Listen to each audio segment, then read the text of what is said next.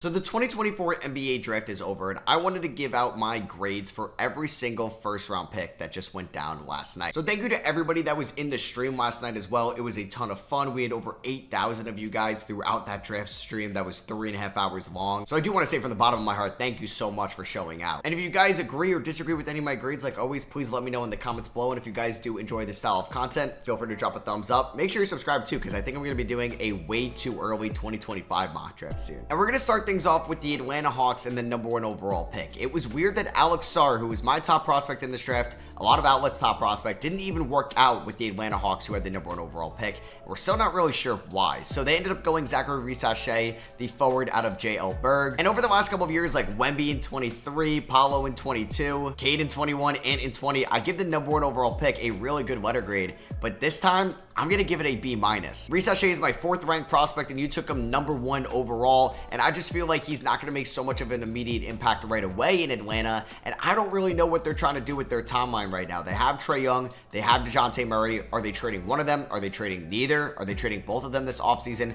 We're going to have to wait and see. I feel like there's going to be some growing pains in Risache's game, which is completely fine. That's to be expected. When you're the #1 overall pick, you're held to a higher standard, and I'm afraid that Risache may not live up to those expectations over the first couple of years of his career. But hey, I hope I'm wrong. At #2, the Washington Wizards ended up getting Alex Sarr, my top player in the 2024 NBA draft. I'm giving this an A. Sarr, like I said, is my #1 prospect in this draft. He can do it all defensively, on the perimeter, super quick and agile for someone that's 7 feet tall, and he can also rim protect at a very high level as well. The Wizards kind of shocked everybody when they traded Denny Avdija a couple hours before the draft started. Not really sure why they decided to do that, but hey, they ended up with the 14th overall pick as well. They got a first-round pick later in 2029 from Portland, and also Malcolm Brogdon in that deal, so this team is going to look a little bit different next year. It's a shame because I wanted to see some Sarr at the 5, Denny at the 4. It seems like Sarr wants to play the 4. This team definitely needs to add a 5, but in my opinion, Sarr, best player in this draft, and you got him at #2.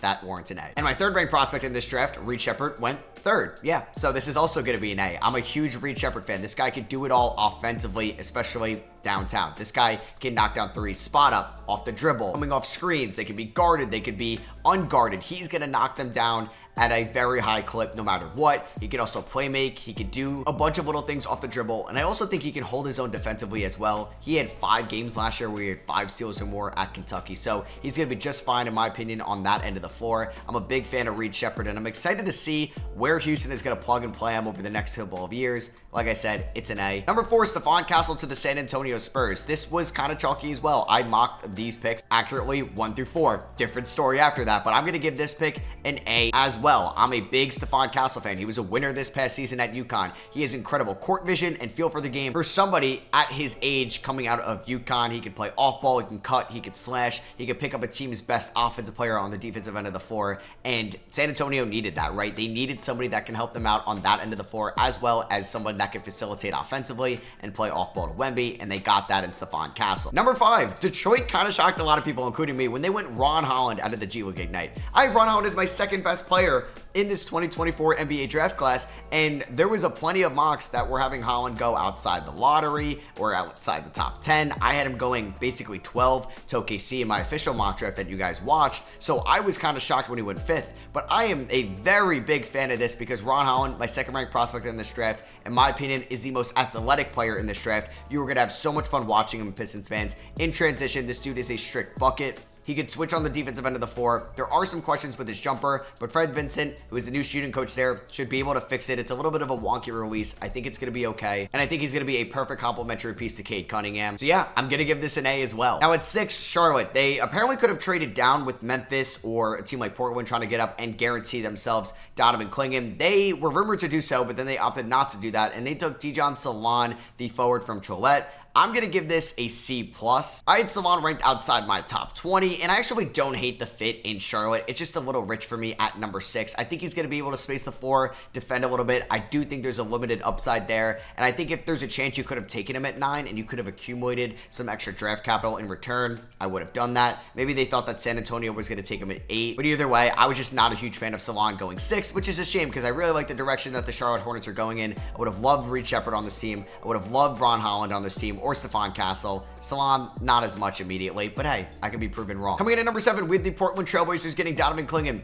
Yeah, I'm going to give this an A as well. I absolutely love this pick for them. Donovan Clingan can be a rock solid center for them long term with Denny Avdia at the 4, with Scoot Henderson at the 1. And he could be better than DeAndre Ayton as a whole next year. I mean, Ayton's a good offensive center. Clingan's a good defensive center. It just gives you some insurance. Now they can move on from Time Lord this offseason as well. You gave up a little bit to go out and get Denny Avdia, so I hope that he can play well with Donovan Clingan. I believe he can, but I'm a big fan of Clingan, and I love the fit in Portland, so it's getting an A. A lot of A's here in the top 10. Minnesota shocked everybody when they traded away a 2031 first round pick and a 2030 pick swap with the San Antonio Spurs for pick 8. We saw Minnesota jump up into the top 10. They selected Rob Dillingham with the 8th overall pick. I'm going to be giving this a B+.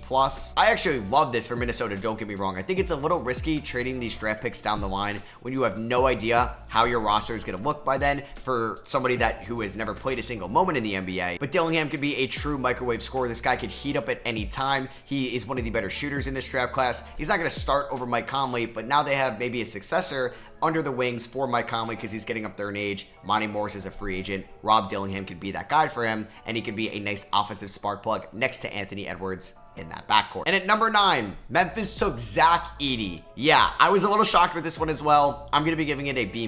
So I don't love this pick as much as some other ones. I mean, Edey is a fine player. Don't get me wrong. He was one of the best players, if not the best player in college basketball last season. And I think for Jaren Jackson Jr., it's going to be great. He's going to get some open looks more on the perimeter. Same with Desmond Bane and Marcus Smart. What I don't love for this is Ja Morant's game because I do think the paint is going to be clogged up a lot more with Zach Edey not really being able to be a useful player outside the paint. So why are teams going to try to be guarding him on the perimeter when they could just kind of hang around in the paint that can try to protect the rim against any Ja Morant drive? So that's why I'm not a huge fan of this. And are you going to play him in a playoff series? We'll see. Lot to have to kind of be unfolded over the next couple of weeks and throughout the NBA season. So I'm going to be a little bit conservative here and give it a B-. The Utah Jazz thinking Cody Williams at number 10. I'm going to give this a B. This is right around the range where I would draft Cody Williams as well. He's someone that I think could be an immediate impact defender right away. It'll be an interesting fit with a lot of forwards and bigs there in Utah right now with Clarkson, Sensabaugh, Hendricks, Larry Markkinen. That big decision. Obviously, you do have Walker Kessler at the 5 as well, so I'm glad they went with somebody like Cody Williams. I wonder how he's going to be with his aggressiveness right away. Is he going to be able to not turn over the ball? Is he going to be a consistent shooter? Something he wasn't in high school, but was last year in Colorado. A lot of question marks with this game, but that's the appeal to it. High boom potential, high bust potential. At number 11, Chicago got Montes Buzelis. I'm going to give this a B+.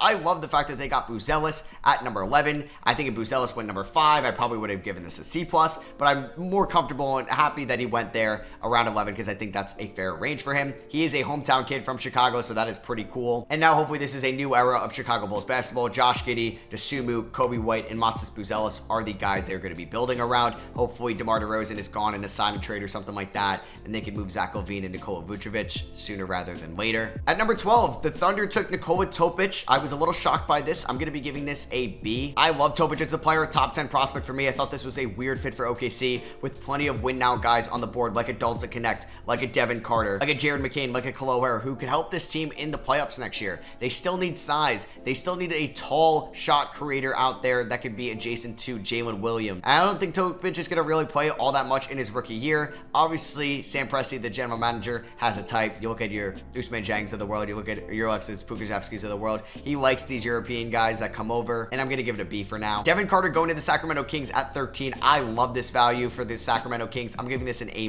Devin Carter is your do-it-all type of guard. He's someone that's going to die for loose balls, crash the offensive glass, knock down big threes, and that's something Sacramento needs as any playoff team would, right? Like you have De'Aaron Fox, you have Domantas Sabonis as your top 2, but let's get the gritty guys that are going to do the dirty work for you in Devin Carter, and they're adding him to Keon Ellis as well out there and Davion Mitchell. Yeah, they could have went a wing. Yeah, they could have went a big, but in my opinion, they went best player available, and that was Devin Carter. At 14, this is the Washington Wizards pick that they got in the Denny Avdia trade. This is via the Golden State Warriors that Portland originally owned, and they took Bub Carrington out of Pittsburgh. I'm going to give this a B grade as well. I was kind of shocked to see Carrington go above Jared McCain and Isaiah Collier. Obviously, Collier was somebody that slid a decent amount, and I really love Bub Carrington as a prospect, and I'm really happy he's going to Washington, D.C. because he's someone that was not really a point guard ever in his career until his freshman year at Pittsburgh. He wasn't one in high school. He's one of the younger guys in this class. Can play the 1, can play the 2. Great size, great speed, great athleticism, beautiful looking pull-up jumper from the mid-range, and I think he's someone that can facilitate as well. So this is a good pick in my opinion. Miami going with Kel'el Ware at 15. I'm going to give this a B-.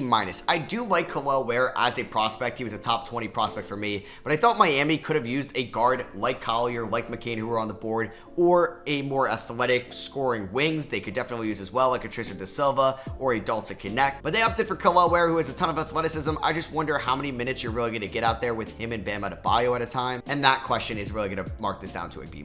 I love Philadelphia getting Jared McCain at 16. It's going to be an A- for me. McCain is someone that can come in right away and knock down big shots. He did that at Duke last season and can be a great complementary piece to Tyrese Maxey and Joel Embiid, and can now give you more continuity with a roster that's usually having some crazy turnover every single year. But McCain can be a stable piece with Maxey and Embiid for years to come. At 17, the LA Lakers got Dalton Connect. Yeah, this is great value. I'm giving this an A+.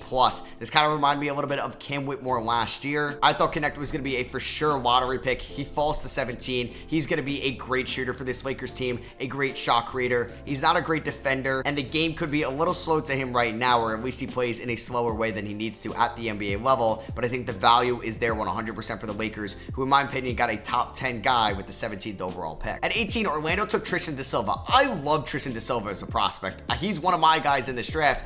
I don't really love the fit in Orlando. They have so many of these wings that I feel like just aren't knockdown shooters specifically, or could navigate off ball screens at a really high level. So I'm going to give this a B- as well. I love Da Silva as a prospect, kind of similar to the Kel'el Ware grade. I just thought they could have went in a different direction. At 19, Toronto went Jacoby Walter. I'm going to give this a B+.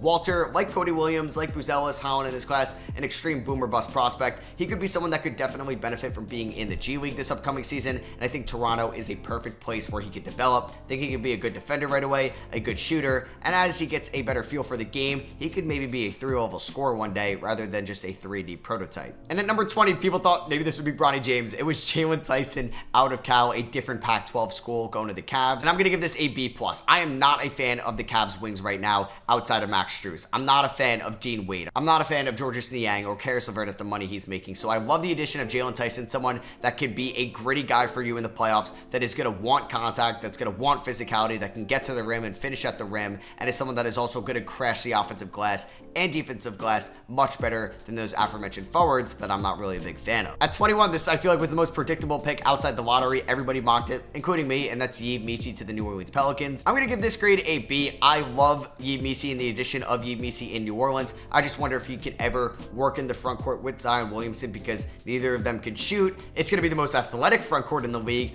but it's also going to be a non-existing shooting front court, which I think has its question marks to it. The Phoenix Suns traded down with the Denver Nuggets, who traded up to select De'Ron Holmes out of Dayton. They didn't have to give up too much in this deal, and I'm going to give Denver a B for this. I like getting the insurance for the backup big man. I mean, Zeke Naji was a disappointment last year. DeAndre Jordan's obviously getting up there in age, and now De'Ron Holmes can give you some stability off the bench. He could shoot a little bit, he could defend, he's got a nice post game, and I think he could play alongside Nikola Jokic as well. I think the biggest shocker for me in this draft was AJ Johnson going 23 to the Milwaukee Bucks. He was outside my top 50. In my opinion, he's a 2 to 3 to maybe even 4-year project play at the NBA level. Milwaukee doesn't have the time for that, right? If they couldn't develop Marjon Beauchamp or Andre Jackson right away, guys that were much more NBA ready, I don't think they're going to do that in AJ Johnson. I think the game could be a little chaotic for him sometimes, and I think he could be a good scorer one day. I think he could be a solid defender right away. I just don't believe in the Milwaukee Bucks or Doc Rivers to really optimize his development right now when there was so many other NBA-ready guys on the board, like Terrence Shannon, like Tyler Kolek, like Kyle Filipowski, Kevin McCullough. All those guys were there. So yeah, this is going to be my worst grade. I'm going to give it a D+. The New York Knicks traded down 2 spots with the Washington Wizards, who traded up here to select Keyshawn George out of Miami. I'm going to be giving this a B for them. And I'm glad George could develop in a place like Washington that's currently into a rebuild. He's going to be a 3-and-D prototype, and I think he's someone that can knock down some shots right away. There may be some lapses on the defensive end, but by year 3 and 4 in the league, he could be a solid rotational piece. And the Knicks took Bakomi Diet with the 25th overall pick. I'm going to give this a C. This was pretty much just a money-saving move for the Knicks. They're probably hoping that he's just going to be a draft and stash. I mean, this is a team that needed to save money. I love what the Knicks have done this offseason, getting Mikal Bridges, re-signing OG Anunoby, but for this draft pick specifically, it's going to be a C. Daddy Ed is a huge project play. I have no idea when he's going to be really an impact player for a playoff team. It may not happen until 2029, who knows. And then the Knicks traded the 26th overall pick to the OKC Thunder for 5 second-round picks. I knew Leon Rose was going to do this. I was so disappointed throughout the draft stream. I'm going to give the OKC Thunder a B- for this. I actually like Dylan Jones, and I liked his tape a ton watching him at Weber State this past season, and I think he's someone that could be a crafty scorer for OKC that desperately needs one off the bench. I thought they could have went with that style of play at number 12. They opted not to do that. They get Dylan Jones at 26, and if Sam Presti likes Dylan Jones, then I probably should like him a little bit more. So I'm going to give it a B- just because they had to trade up 5 seconds for him. Terrence Shannon Jr. going to the Timberwolves at 27. It's funny. Maybe they didn't even have to trade for Rob Dillingham because Collier is still on the board, but I love this pick for them. This is going to be getting an A-. Terrence Shannon, one of the more NBA-ready players in this draft class. He could defend, he could shoot, he could score off the dribble, and I think could be a great bench piece for a Timberwolves team that's trying to win a championship in 2025. Phoenix traded down with Denver and got Ryan Dunn at 28. Yeah, this is an A for me as well. I love this from Phoenix, getting the best defender in this draft, in my opinion. Best defender on the perimeter, best defender on the point of attack, and one of the better interior defenders in this class by trading down as well, getting some other draft capital, which is nice to see. And hopefully he's just locked in the gym with Kevin Durant, Beal, and Booker this summer that can teach him how to shoot. And then Isaiah Collier going 29 to the Utah Jazz. He was my 9th ranked prospect in this draft. It's an A+. I mean, the value was just there. I don't know why he went this low. I don't know if there's a character issue, a medical issue. He is way too talented to go this far into a draft that's relatively weak. Collier can get to the line at will. He could score in every aspect of the game besides the free throws, which obviously is something he needs to work on. I think he held his own fine defensively this past season, and I think he's a good playmaker as well. Solid rebounder. I'm still in shock that he went 29. And then the Celtics getting Baylor Shireman at 30. I love this. I'm giving this a B+. I would have rather the Knicks take him at 25, and I think this is a phenomenal pick for the Celtics at 30 that can give you some Sam Hauser insurance if he gets paid by a different team that you can't afford on, and then he can also come in and shoot and replace Hauser, but can also be a pretty good playmaker as well. Like always, thank you all for watching. I love you guys. Hit that subscribe button if you're not already, and I'll catch y'all in the next one. Peace.